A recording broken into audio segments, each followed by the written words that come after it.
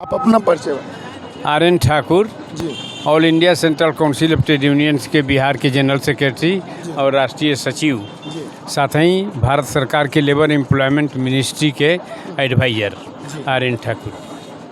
तो सर, आज ये प्रदर्शन क्यों है? आज जो प्रदर्शन हम लोगों ने किया है, मूलतः यहाँ झंझट है श्रम के मूल्य का।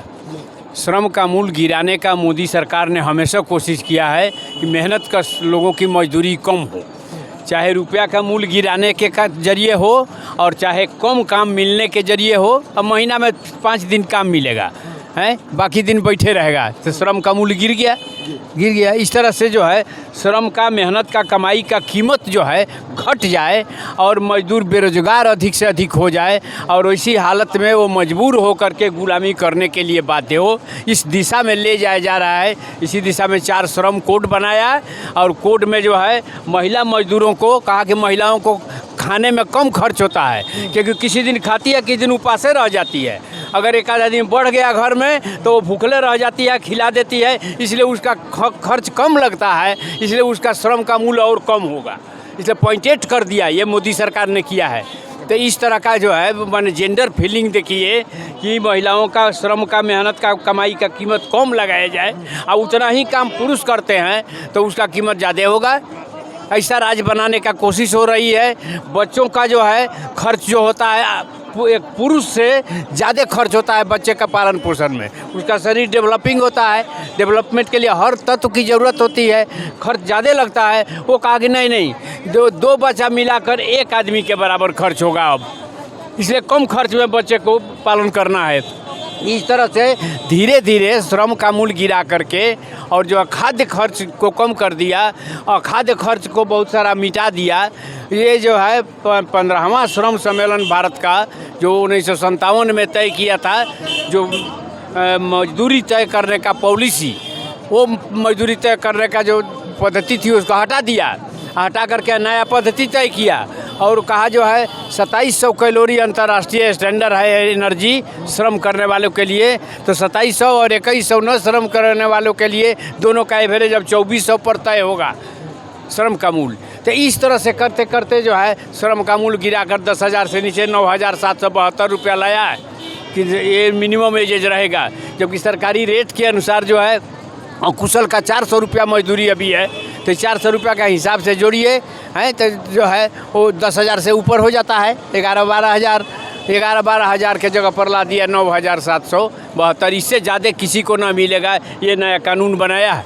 तो इन सब के खिलाफ हमारी लड़ाई है।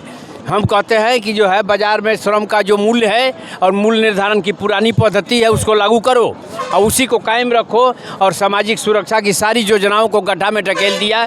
भ्रष्टाचार में अब अफसरों का हाथ में दे करके अब भ्रष्टाचार के जरिए उससे मजदूर प्रतिनिधि को बाहर कर दिया गया है। तो मजदूर प्रतिनिधि बाहर हो गया तो आराम से अफसर लोग लूट कर रहे हैं।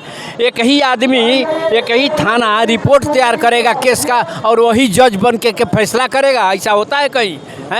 लेकिन क्या है, इंस्पेक्टर जो है वो जांच पदाधिकारी भी है और वही इंस्पेक्टर जो है रजिस्ट्रेशन अफसर है। अब बताइए इससे बढ़कर क्या हो सकता है? ये तो हो गया जोगी वाला। जोगी ने जो है, जोगी के ऊपर 2600 केस था, 26 केस जो है वो मर्डर डकैती का केस था। मुख्यमंत्री हुआ तो वो सरकार का तरफ से निर्णय लेकर के और वापस ले लिया सब केस।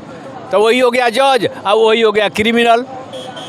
ये तो सरकार चल रही है तो पूरी सरकार जो है क्रिमिनल बन चुकी है भारत सरकार। और जो है मोदी क्रिमिनलों का राजा बना हुआ है यहाँ और महल बनवा करके और राज करेंगे, ये सपना देख रहा है। और सारे लोगों को धीरे धीरे जेल में बंद करके हत्या करके वो जो है सारे लोगों को जो है सामने से हटाना चाहता है। ऐसी हालत में लोकतंत्र पर खतरा है। देश का जो है लोकतंत्र और आज़ादी खतरे में पड़ गई है और लोगों का जीवन का, रहन सहन का स्थिति जो भी थोड़ा आगे बढ़ा था वो नीचे गिरते जा रहा है। तो इस स्थिति में हमारी लड़ाई है। सबसे निचला तबका जो मजदूर है उसको ले करके हम लड़ेंगे और बाकी मध्यम वर्ग और निम्न वर्ग के लोगों को भी गोलबंद करेंगे और मोदी सरकार को 2024 का आने वाला चुनाव में सत्ता से और गद्दी से और साथ साथ जनता का भीतर जो जड़ जमाए हुए हैं वहाँ से भी इनको जो है बाहर खदेड़ देने का रास्ता पर हम लोग आगे बढ़ रहे हैं। इसी के लिए हमारा आज आंदोलन है। R N. Thakur, general secretary, all India central council of trade unions. Bhakpa Male का ये बयान जो है वो आपको कैसा लगा, आप हमें कमेंट करके भी बता सकते हैं। अगर आप हमें फेसबुक पर देख रहे हैं तो लाइक करें, यूट्यूब पर देख रहे हैं तो सब्सक्राइब करें। धन्यवाद।